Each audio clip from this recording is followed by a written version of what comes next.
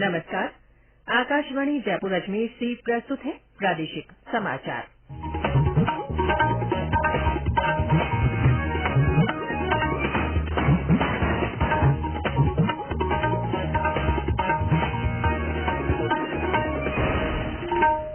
मुख्य समाचार। प्रधानमंत्री नरेंद्र मोदी आज सिविल सेवा दिवस पर लोक सेवकों को संबोधित करेंगे। लोक प्रशासन में उत्कृष्टता के लिए प्रधानमंत्री पुरस्कार प्रदान करेंगे। केंद्रीय जल शक्ति मंत्री गजेंद्र सिंह शेखावत आज जोधपुर में मिलेट महोत्सव के समापन समारोह में मुख्य अतिथि होंगे। स्वास्थ्य मंत्रालय का स्वच्छ और सुरक्षित खाद्य प्रथाओं को बढ़ावा देने के लिए राजस्थान सहित देश में 100 फूड स्ट्रीट्स तैयार करने का प्रस्ताव।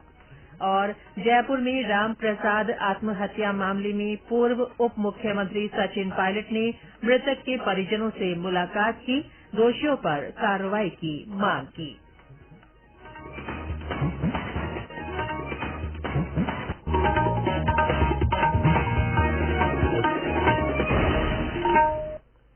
समाचारों के साथ मैं रितिका गुप्ता और अब समाचार विस्तार से। प्रधानमंत्री नरेंद्र मोदी सिविल सेवा दिवस पर आज सुबह 11 बजे नई दिल्ली के विज्ञान भवन में लोक सेवकों को संबोधित करेंगे।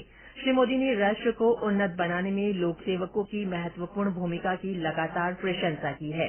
वे इस अवसर पर उन्हें विशेष रूप से अमृतकाल के दौरान कठिन परिश्रम जारी रखने के लिए प्रोत्साहित करेंगे। श्री मोदी लोक प्रशासन में उत्कृष्टता के लिए प्रधानमंत्री पुरस्कार प्रदान करेंगे। ये पुरस्कार आम लोगों के जीवन में सुधार लाने के प्रयासों में जिलों और संगठनों की ओर से किए गए असाधारण और नई पहलों के लिए दिए जाते हैं। मुख्यमंत्री अशोक गहलोत ने कहा है कि देश में मजबूत लोकतंत्र के लिए लोक सेवकों की अहम भूमिका है। उन्होंने कहा कि 2030 तक राजस्थान को देश का प्रथम राज्य बनाने की राज्य सरकार की परिकल्पना को साकार करने में लोक सेवकों का योगदान महत्वपूर्ण है।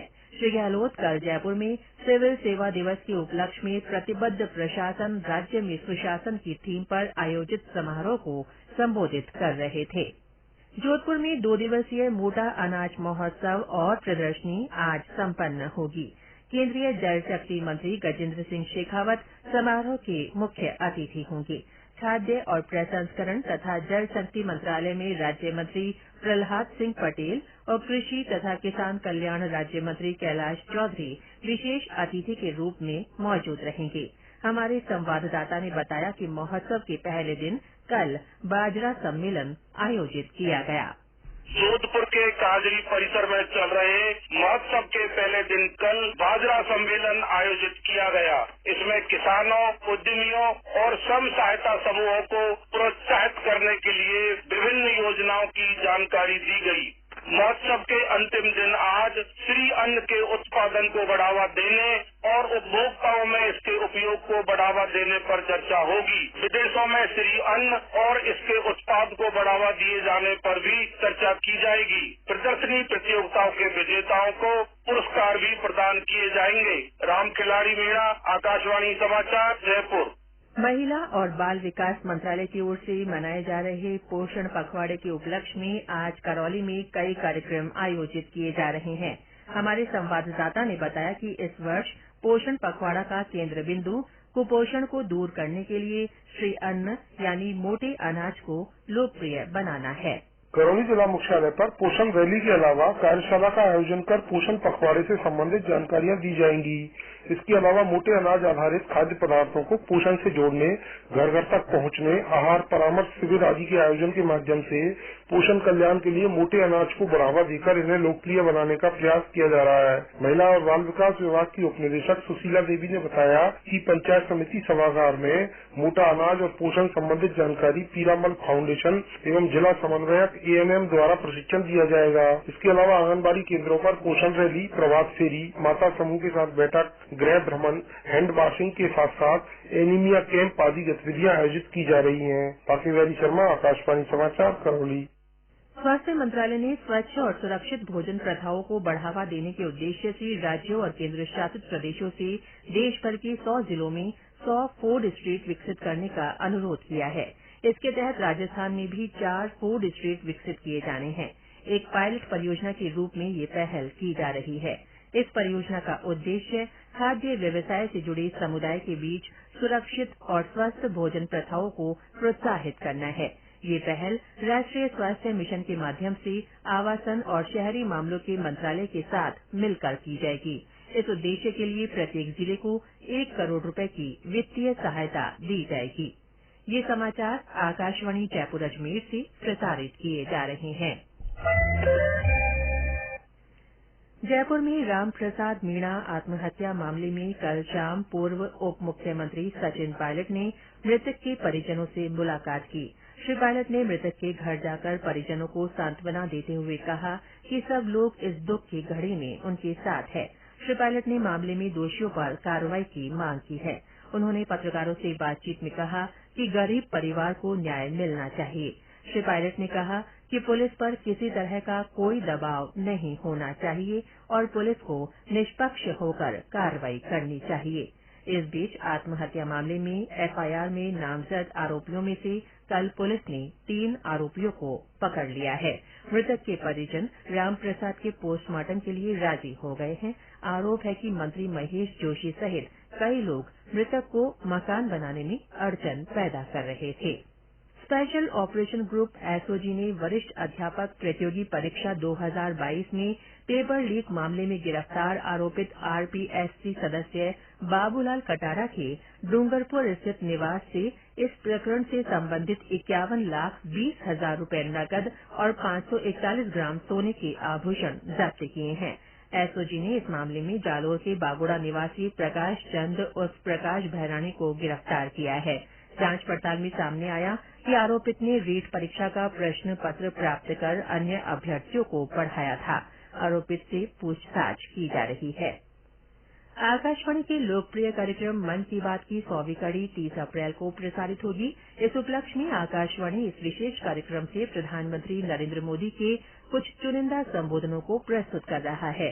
आज की कड़ी का विषय है प्रधानमंत्री का कोरोना वैक्सीन पर विचार। कोरोना महामारी से जब दुनिया घबराई हुई थी, भारतीय वैज्ञानिकों ने इसे चुनौती की तरह लिया। इसका असर हुआ। भारतीय वैज्ञानिकों ने रिकॉर्ड समय में कोरोना की वैक्सीन बना डाली। वैक्सीन की इतनी खुराकें बनने लगी कि भारत विदेशों को भी निर्यात करने लगा। भारत की इस कामयाबी पर 31 जनवरी 2021 को प्रसारित मन की बात कार्यक्रम में प्रधानमंत्री ने कहा, जैसे कोरोना के खिलाफ भारत की लड़ाई एक उदाहरण बनी है, वैसे ही अब हमारा वैक्सीनेशन प्रोग्राम भी दुनिया में एक मिसाल बन रहा है। आज भारत दुनिया का सबसे बड़ा कोविड वैक्सीन प्रोग्राम चला रहा है। आप जानते हैं और भी ज्यादा गर्व की बात क्या है? हम सबसे बड़े वैक्सीन प्रोग्राम के साथ ही दुनिया में सबसे तेज गति से अपने नागरिकों का वैक्सीनेशन भी कर रहे हैं। प्रदेश में कोरोना संक्रमण का दायरा बढ़ता जा रहा है। कल नए मामलों की संख्या 600 से ऊपर पहुंच गई। 669 लोगों में संक्रमण की पुष्टि हुई। झालावाड़ में एक संक्रमित की मौत हो गई। जयपुर जिले में कल भी सबसे ज्यादा 108 नए मामले मिले। भरतपुर में 92, नागौर में 59, चित्तौड़गढ़ में 53, बीकानेर में 51 और उदयपुर में 45 नए संक्रमित मिले। कल 346 संक्रमित स्वस्थ भी हुए हैं। सक्रिय मामलों की संख्या 3,523 हो गई है। चिकित्सा विभाग ने सभी अस्पतालों में सैंपलिंग बढ़ाने के निर्देश दिए हैं। प्रदेश में अक्षय तृतीया और पीपल पूर्णिमा पर संभावित बाल विवाहों की रोकथाम के लिए प्रशासन की ओर से विभिन्न प्रयास किए जा रहे हैं। इसी के तहत प्रतापगढ़ में जिला प्रशासन ने नवाचार किया है। इसमें बाल विवाह की पूर्व सूचना साझा करने वाले व्यक्ति को 1100 रुपए नकद पुरस्कार दिया जाएगा। सूचना देने वाले व्यक्ति की पहचान गुप्त रखी जाएगी। कल बाल विवाह रोकथाम के लिए जारी पोस्टर का विमोचन करने के बाद अतिरिक्त जिला कलेक्टर ने ये जानकारी दी। और अंत में मुख्य समाचार एक बार फिर।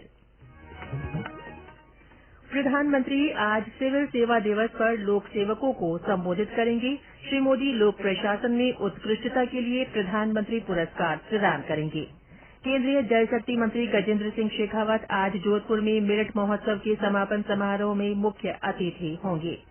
स्वास्थ्य मंत्रालय ने स्वच्छ और सुरक्षित खाद्य प्रथाओं को बढ़ावा देने के लिए राजस्थान सहित देश में 100 फूड स्ट्रीट्स तैयार करने का प्रस्ताव रखा। और जयपुर में राम प्रसाद आत्महत्या मामले में पूर्व उप मुख्यमंत्री सचिन पायलट ने मृतक के परिजनों से मुलाकात की। उन्होंने दोषियों पर कार्रवाई की मांग की है। इसके साथ ही प्रादेशिक समाचार बुलेटिन समाप्त हुआ। नमस्कार।